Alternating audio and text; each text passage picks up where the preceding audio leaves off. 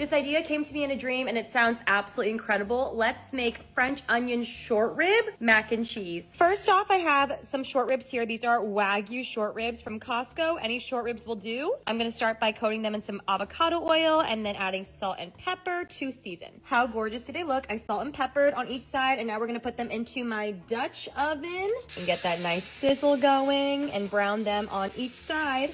Oh, Big Daddy one, whoa. There we go.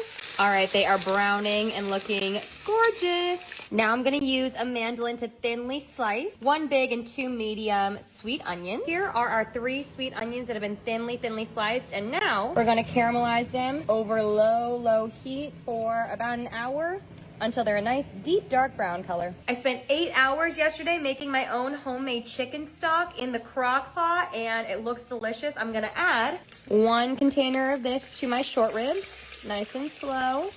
Okay, chicken stock is in. I'm gonna cover the rest with water until they are fully submerged. Perfect, and now I'm gonna let these sit on simmer for about 2 to 3 hours until the meat is fall off the bone and shreddable. Hello guys. Okay, we are back home. I went to go record a podcast. I had it on a low simmer that entire time. Meat is now like fall off the bone, shreddable. Also, here are the caramelized onions that we made. They're jammy, they're gorgeous, a deep brown color. That's what we wanted.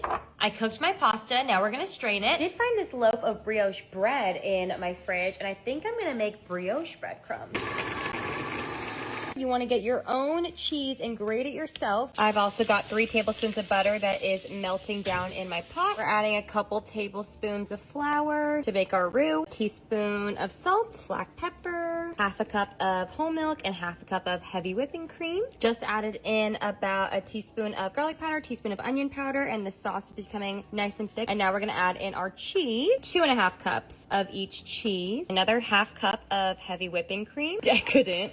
It looks so good. Okay, we shredded all of the short rib. I added that into our cheese. Add in all of our cooked pasta. I need 2 hands for this. Give it a good mix. We're gonna add in our caramelized onions from earlier. I really need 2 hands for this job. I decided to thin out the sauce a little more, added another half cup of milk, and this is what we are left with. I'm now gonna put it into my baking dish. We're gonna let it cool, and then we will throw it in the fridge overnight, and I will show you guys tomorrow.